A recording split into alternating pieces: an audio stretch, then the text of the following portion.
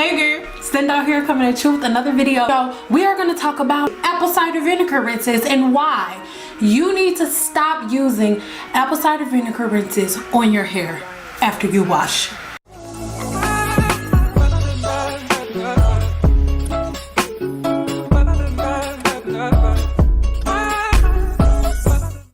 It all started this morning. This conversation literally just happened, so when she sent this, it was so like intense, and our conversation was so intense. I was like, girl, I got you. I'm gonna make a video for you tomorrow. If you're not doing so already, make sure you're following me on Instagram, because you can send me a DM and then I'll make a video, or I'll just like write you back and we'll talk about it in the DM. Hi Cyn, I hope you're doing well. Can I ask you a question, please? I usually have high porosity hair. Recently, about 3 weeks ago, I gave myself a protein overload. Luckily, it was only one treatment I did. I've been trying to correct this by adding a lot of moisture to my hair, but I've noticed that my hair has been acting very low porosity since.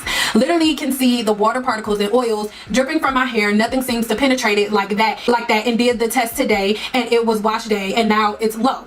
Girl, I can't deal.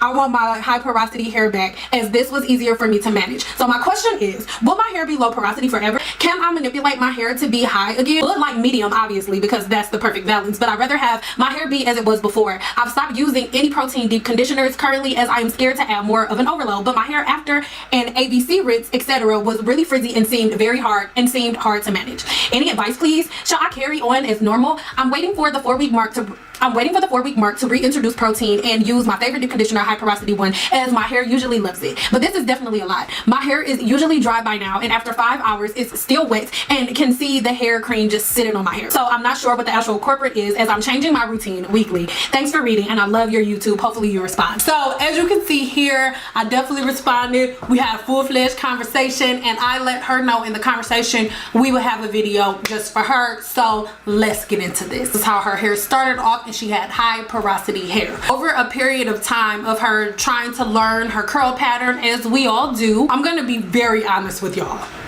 Let's talk about apple cider vinegar, the good and the bad. Now, the thing that makes apple cider vinegar like this super duper powerhouse that everybody loves is its pH balance and the natural acidic acid base. And with that acidic acid base, along with the pH level, you get some pretty good benefits. With these properties combined, you have two actions that are taking place. It literally goes onto your scalp to remove buildup on the scalp without disturbing your hair's natural pH balance, which is great. See, this is where the problem comes in, because even though apple cider vinegar has all of these amazing benefits, we're not supposed to be using them every wash day.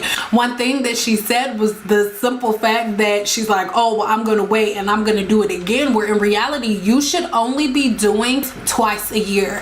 The reason that you do rinse is to remove fatty deposits in the hair, so it's like your killer, like your goon, but we'll get into that in a minute. Apple cider vinegar is completely natural. It comes from dried apples, apple cores, and the apple peels, okay? And they put it in the little thing, and then they ferment it, and then they get this apple cider vinegar out of there, and it is pure acid.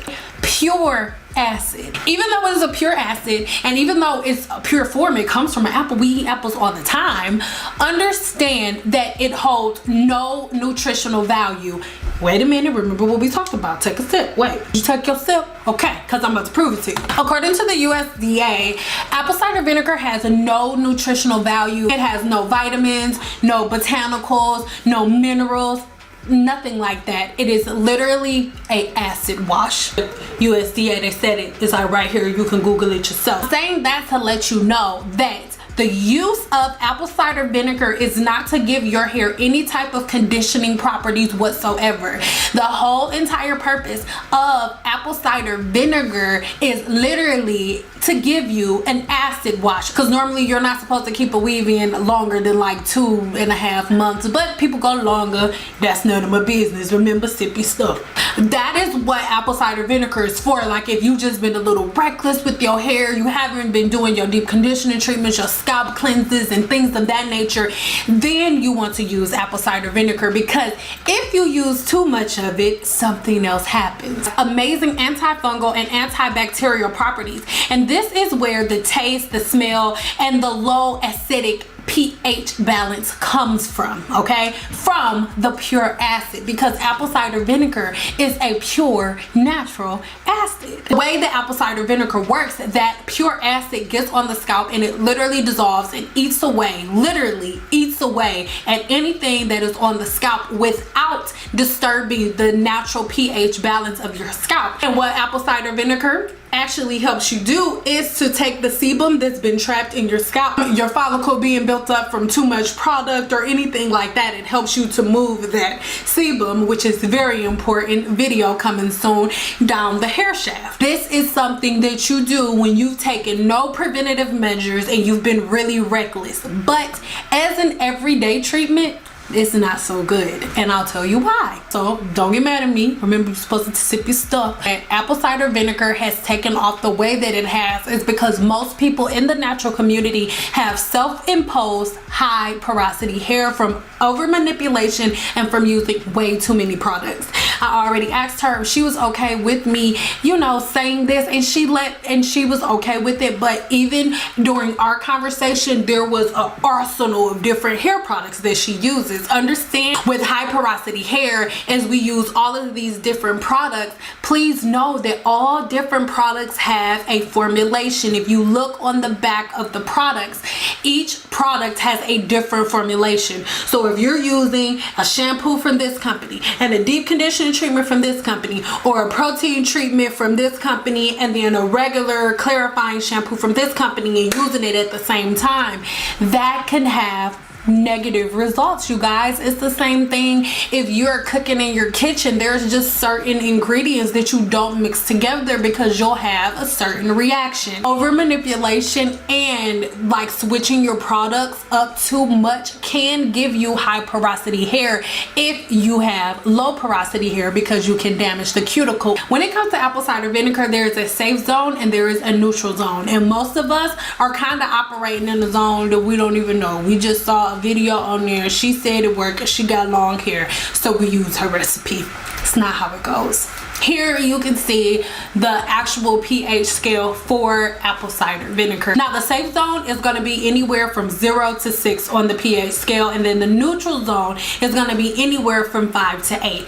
I'm not trying to tell you what to do. I just want you to have all of the facts, so all of your hard work with hair growth will not go in vain. So take some screenshots. We have one pH level that tightens and we have one pH level that opens. So we have two separate people. We have high porosity hair that has a cuticle that is already lifted and will not shut. And then we have low porosity hair that has a cuticle that is very, very tight and is almost impossible to open. Now, if you do not know the correct level and the correct pH level to have your apple cider vinegar at, then you could possibly be a person that has high porosity hair that shuts your cuticle to the point that you can't get it open. And that is what happened to this beauty here.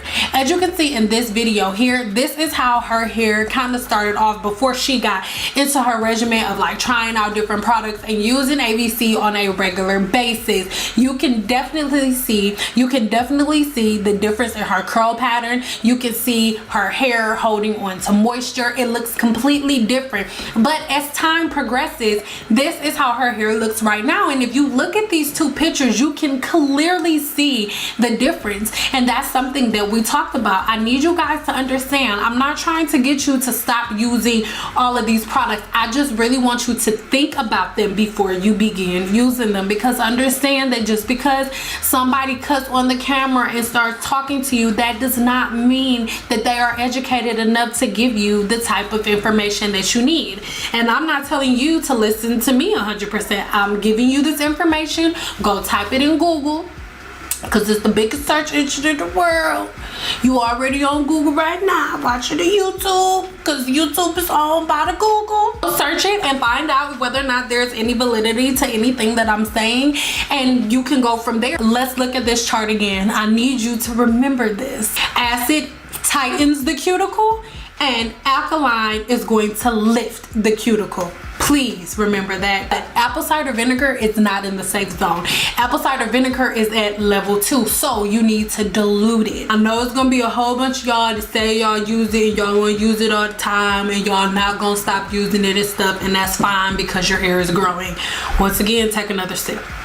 Okay, please understand, just because your hair is growing does not mean your hair is healthy. Length does not equate health, and I can prove it to you. If you look back on my silk press videos, most of the clients that you saw at first that had the most long and beautiful hair when it was curly, and they're like, I haven't straightened my hair in 3 years, I haven't straightened my hair in 5 years, I haven't put any heat on my hair in 2 years, they were the ones that had the most hair cut off.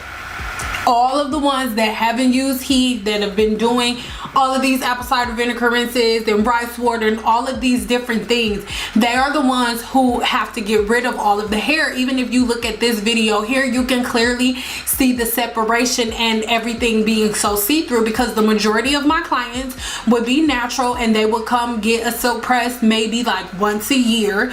Okay, so they would come and get a silk press like once a year, but through that whole entire year they were using apple cider vinegar rinses at least once a week, using rice water all the time, and using all of these different products, trying all of these different products, doing all of these over manipulative styles. And then when they come see me at the end of the year, they like, oh, I've been stretching my hair, and y'all got y'all sweaters and stuff with the numbers on them, and then you come to the hairstylist like, oh, my hair is super long, and then the stylist is like, I know it look long, but it's really unhealthy, and we really need to cut like 6 inches because you can see through it. Why is that? That is because we are using acid-based products on our hair, because we see people online, and I'm here on YouTube too, but we see people on YouTube that tell you about a certain product and you just go use it. That's not how it goes. When somebody tells you about a product, it's write down the product and say benefits, pros, cons, and start doing all of the research. Here is a free checklist along with like a printout of everything that we've talked about here in this video that you can download, and this will ensure that even when everything goes back to normal and you get back to making your appointments and things of that nature, you know what questions to ask. Or if you're here on YouTube and you come across a new video or a new fad pops out, because there'll be a new fad in a minute, just go online and you start doing your research, because everything that I told you guys about, yes, I went to school and spent a whole lot of money to learn, but it's all accessible to you guys here if you just click Google. Please stop believing everything that you see online. Here are my recommended usages. Honestly, I do not recommend you using apple cider vinegar any more than twice a year. And the only time to me in that case that you should be using it is, like I said, you've been real crusty and dusty, or really love you guys, and I have a new video coming really soon on porosity, so make sure you're subscribed here with your post notifications on. And real quick, do me a favor, unsubscribe to my channel and then subscribe again and click the bell notification, because they were saying something like, you know, it's not giving enough, I don't know, it's not giving people notification. And stop using apple cider vinegar every day on your hair or every week. You're not supposed to use it that much. You're supposed to use it twice a month. I mean, twice a year.